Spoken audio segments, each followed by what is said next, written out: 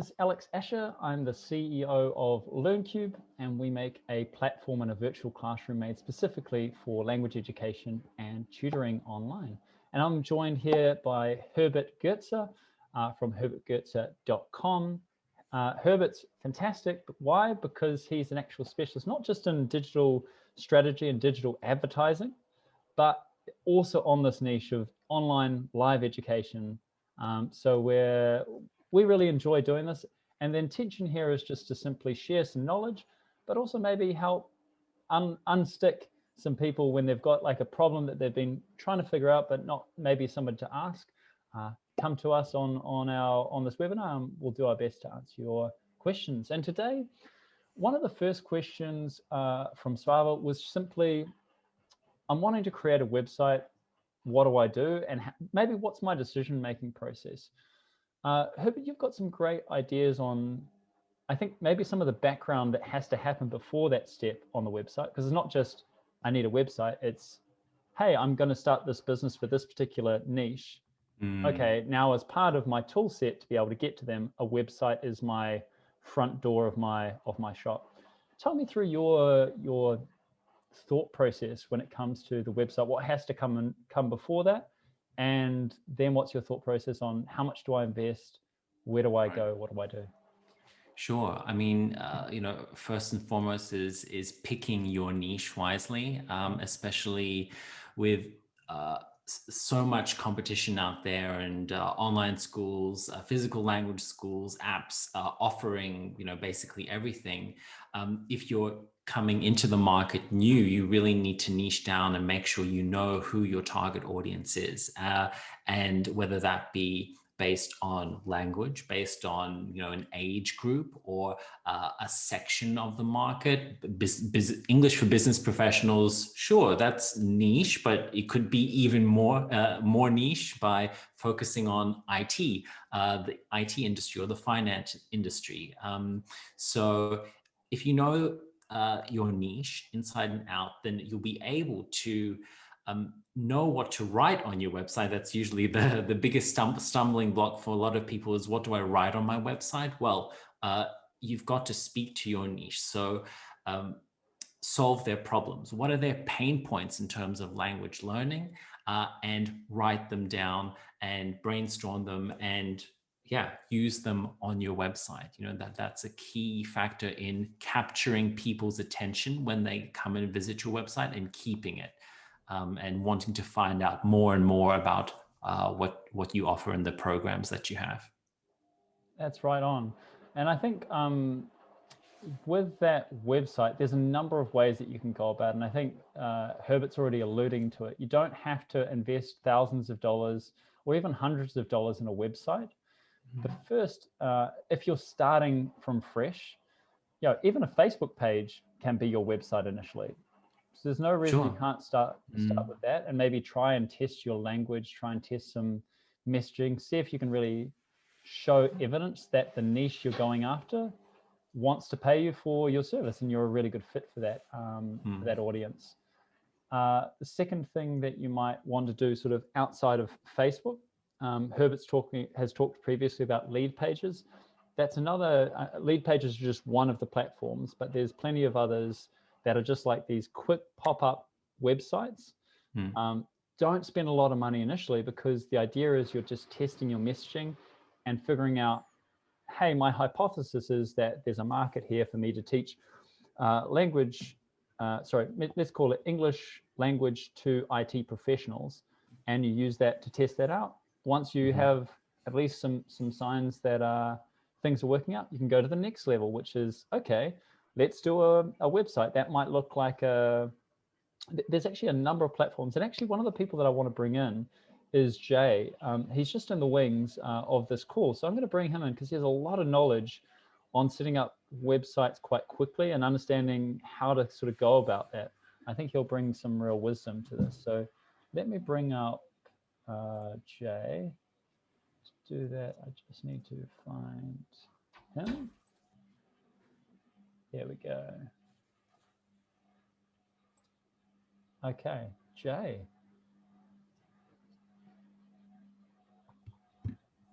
G'day, Jay. Hi, everyone. Yeah, lovely to join you. Jay, I thought this was right up your alley since you do have both business and sales experience, but also in creating websites. It's very, very close to what I used to do. Yeah, exactly. I used to build websites for language schools and universities and K-12 organizations as part of my previous career. Um, and I think one of the interesting changes now is partly site builders as well. So Wix, Squarespace, these kind of companies do give you an ability to go out there and build, drag and drop a website quite quickly that now does look almost professional enough to be a paid site built by a developer. That in addition to I think your next tier up would be building a WordPress site. And you can build in e-commerce in there pretty much for free if you can spend the time or bring on some skills. But I find that all of those quite interesting. How do you feel about the world that we live in now? Previously, when I built sites for schools, there was a lot of people using essentially using their destination as their what's in it for me for the student, right? I'm going to go and learn Italian in Italy, and so I'm going to sell Trieste as the location, and that was the first thing. Differentiating now, like you said, Herbert, niches are very important. But how would you differentiate a general English course when there's so much desire for that out there? Right. Well, first of all, I would not specifically market a general English course to everyone. I just think that's a waste of marketing dollars. So if you have general English courses and that's really the only thing you have, then I would just niche down on who your target market is. So and play to your strengths with that target market, as opposed to just offering general English to everyone in the world interested in English. So and you can really find your strength, so to say, with, where do you already have strong connections? Maybe it's a certain region, a certain market, a certain subsection, an industry, and then kind of adjust your messaging around that. Because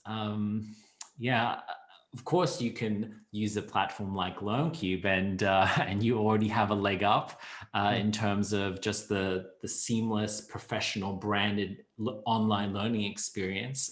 That is definitely a plus. I mean, it's very difficult to differentiate yourself from one language school to the next if you're only just offering general English to everyone. So, yeah. Makes sense. Great. Now, so I don't know if we fully answered your question. You might have asked about LearnCube itself, and I tend not to talk too much about LearnCube because there are lots of ways that we can talk about that, through our website, through talking with someone like Jay or myself. But and these I try and keep a little bit more focused on maybe business problems or marketing problems that people are having, and it'll help you regardless of whether you use LearnCube, which is the intention. Herbert, you're about to say something? No, I was just saying maybe Svava should schedule a time to speak to one of the team at LearnCube about LearnCube. Absolutely. Yeah. So again, thank you for that. What about talking more generally about using technologies, though, such as LearnCube? Do we do that on these calls? So I think so. As long as I think we're giving people a sense that this is a truly informative experience, which I think it is. That's a great point. How would you kind of, let's ask that question then, which is what learning technologies are important when you're starting or you're established a language school or a tutoring agency, for example? What are some platforms or technologies, regardless of brand name, that are just important? Yeah.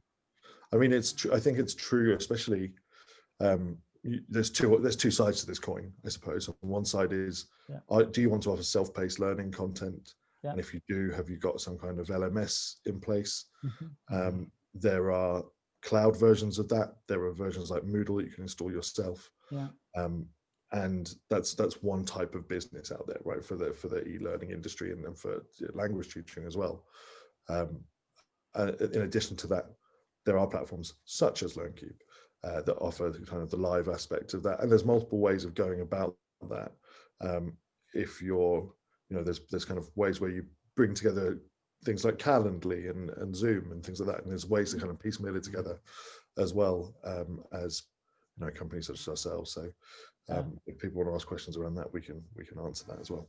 Yeah, I think one thing that is quite important in terms of setting yourselves up, you will need a way for people to pay you.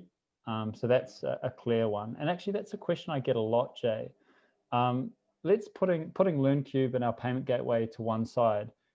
If I'm an independent tutor, or if I'm just starting a business, or I'm a small agency, whatever it is, I just want to set up my own payment system. And for whatever reason, I don't want to use a payment gateway like ours. How can I set that up? I think if you're a sole trader, you're a tutor on your own, and you don't need it to be ultra complex. Yeah. I think the simplest way has been for a long time something like PayPal, right? Yeah. You can accept credit cards and debit cards, and you can get PayPal payments. Yeah. If you're using something like Calendly with that, then you can plug those two things in together and add a price for booking a session with you. It might not have some of the complexities you might need if you want to bring other teachers on board, but it will definitely start you out with kind of a way to accept payments and manage scheduling to a point. Yeah. No, that's a really good point. And then we add that to the website, right? Which I've done through one of the many ways you just mentioned before, from a Facebook page to a lead page to a Wix page to my own website to something even greater and better. Yeah. The other aspect that I'm just trying to think what else you might need.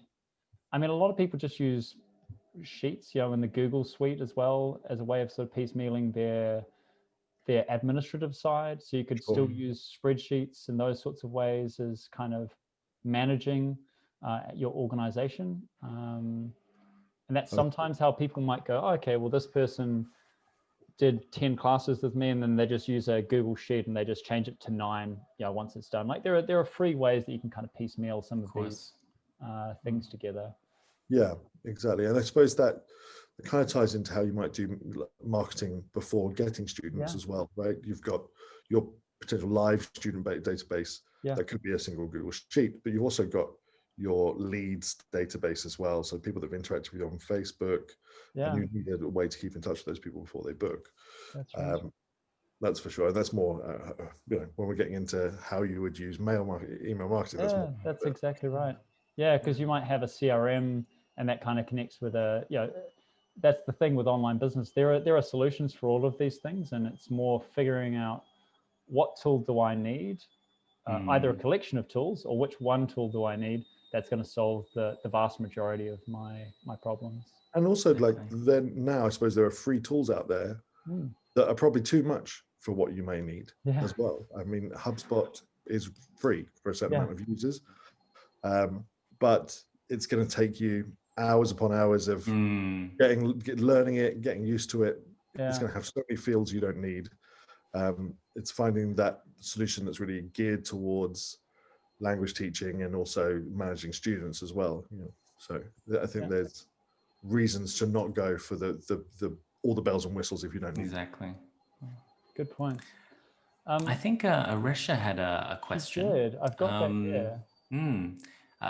Aresha is a qualified secondary school teacher, recently went part-time to grow her own private tuition agency. Congratulations. And tips on how to find qualified teachers as tutors, as well as how to best way to market her services to attract students.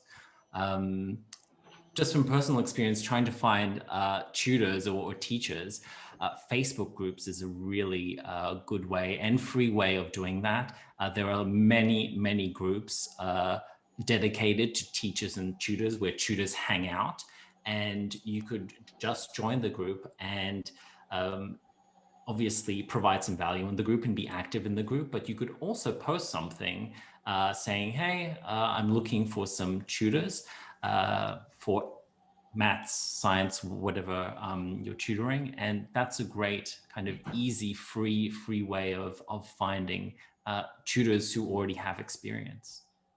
Really good points, Herbert. I wonder as well, if I was an independent tutor and maybe I didn't have, or I was setting up an agency, maybe I would look for other people that were independent tutors themselves. And maybe we would do like a joint venture together. Like we've had that before with LearnCube. We've had, let's say we had 10 different teachers. They all know each other, or at least loosely know each other. Maybe they're in different locations around the world. It could be, right? But they're all a very experienced business English teachers for accounting.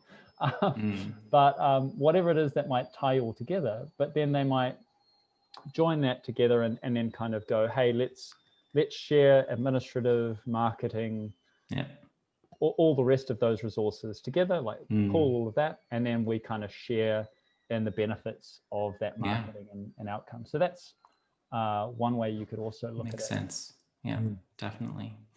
And I mean, the best way to attract students, the age-old question. I assume you have a niche, Aresha. I assume you're not just going to offer tutoring services in general, possibly math, music, history, whatever that is. And at least you have a niche then. So, for example, you're tutoring math for high school students. I assume secondary school. So that's a very, very targeted audience. And again, you could go the organic route by going to places like Facebook groups or even Reddit, where a lot of young kids hang out these days to get advice on problems with subjects, and to help them by commenting, by answering their questions. So you're not selling, so to say, but you're trying to build a relationship and build rapport. And then at some stage after, you've engaged with them and communicated with them, then you can say, hey, by the way, with your new website, check me out. If you want to continue, I offer math tutoring, for example. I mean, that would be an organic and free way to start off with, obviously using your own network. I'm sure you have, already know parents, etc. Also trying to get into groups of parents. So parent-teacher groups or PTA associations, because at the end of the day, that the parents are going to decide and pay for the tutoring. I know from our experience, we've had a customer join us who started their own tutoring agency in the UK, and went from a sole tutor to having 7 tutors work alongside them, and they did that pretty much just using Instagram adverts as Fantastic. a way because it just was where their target audience were. Yeah. Absolutely. I mean, if you have the budget, then of course paid ads accelerates everything. But do know that you should definitely have a website first, a good looking website, and you should have active social medias, because that's really the foundation. People are going to go to that website. People are going to look at your socials to get some social proof, to get, build trust. So you need to have that foundation in place before investing in paid ads. But yes, of course, paid ads is a fantastic way of reaching out to your target audience. Great.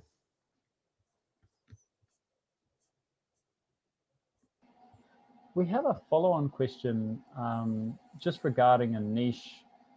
And actually, this is not an uncommon question. It just comes in different words. But hey, I offer a niche, but I offer it with different subjects and different age groups. Right. In this case, it's chemistry, German, and Italian. So two kind of related in terms of language education, and one chemistry.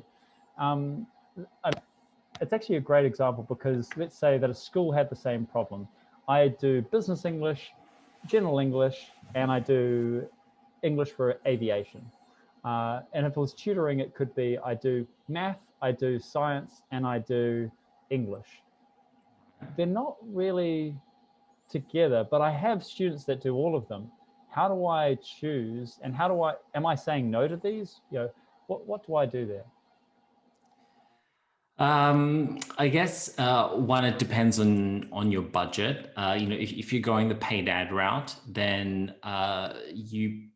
you do want. I mean, personally, I would run specific ads for specific audiences. So I wouldn't run an ad that has all three. For example, I provide chemistry, German, and Italian. Because then you're going to have to combine a lot of audiences together, and that might dilute it a bit. So if anything, I would have 3 separate campaigns really to target those 3 separate audience. If you don't have the budget for that, then I would, firstly focus on your main subject and get the ball rolling, get your first students in, and then slowly expand. I wonder if another way of kind of answering this question is you need to have some kind of glue, right? Chemistry, German, and Italian, they're different subjects. They don't naturally bind themselves together. Also, if you tried to advertise all 3, I might feel like, oh, but I'm not doing chemistry, so this person is not for me, because I'm only going to go with somebody that does German and Italian and math, and this person's doing chemistry, so I'm already put off. So it kind of, you create these random kind of like people self-qualifying in the wrong direction. So, and you see this the same thing even in a language school. Let's say I was doing these 3 things, that's fine, but now I'm like, oh, kids, no, I don't want to be, I want someone that takes me seriously or something like that. So you can be putting people off by having this third option that doesn't seem related. One way that some people approach this, they find a way of putting an overarching thing that brings them together. So, and let's say it was just German and Italian, and let's say another language like French, because chemistry is just too much of a difference to be glued. If it was languages, then you might use a glue which would be, I teach in this particular way. I follow this approach, and that makes me unique. And I'm this amazing personality, and that's the thing that you're going to get if you wanted to learn French, German, or Italian. You're going to get this way that I teach, plus you're going to get my amazing personality, and you're going to get my technology. And you kind of use the things that you use across all of those 3 segments as a way of creating that glue. Yeah. But the reality, and I think the thing that Herbert and I think we agree on, is they're 3 different businesses in a way. Like languages, you can probably group together. Yeah. But you can only group together if you choose the same target market. Otherwise, you lose all of the benefits. So, for example, if you're doing Italian for kids and German for adults, well, then how are you going to run a campaign? You can't. Yeah, you can't have a kid in the picture and say you do adult German. Like that doesn't work. No. And likewise with chemistry, you can't add, hey, I also do chemistry while advertising German. And it's the same. It'll impact every single part of your business. Your messaging, you now need 3 different types of messaging. In your website, you need 3 different types of wording. If you're teaching Italian, maybe you're teaching Italian to Germans. Are you going to have your website in German, or are you going to be teaching it in English? So there's a bunch of things that you can get kind of yourself tied in knots. So the simplest way, pick one and triple down on that, and find more people that do German, or find more people that do chemistry, rather than take the ones you get. I mean, it's interesting, the question there, Zvava, about do you need 2 websites? And I don't think you do, actually. No. I think one website with categories would probably do it. Yeah. Equally, though, and we could take this back to the beginning of the conversation when we were talking about lead pages, or even just the concept of landing pages as a way to test out niches. I think probably Herbert can speak to this more, but the idea is that you could start talking about adults German in a blog post or in a landing page that you're then promoting either via Facebook or LinkedIn or wherever that target audience is for you. But it allows you to have very direct messaging on a site that can be much broader in its appeal. Well, that's a great parting idea, Jay. I think that leads us to the end of today's webinar. Unless there's any last questions, which either we can follow up in another webinar, or if it's a quick one, we might be able to help you out. But I don't see anything in the chat, which means that it's the end of today. Arisha, that is a big quick question. one. That's a big question. Arisha, please come back next Thursday. We'll be back on. This is Same time. a wonderful, big conversation. Though, so come together with some really specific questions.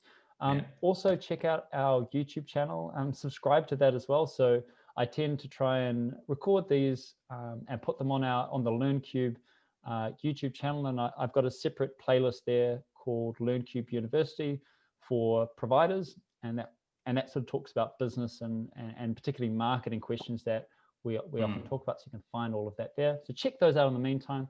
But otherwise, we'll see you back here next Thursday. In the meantime, thank you very much, Herbert. You'll find Herbert on herbertgerzer.com. If you're interested in LearnCube, check out learncube.com. Sign up for a free trial.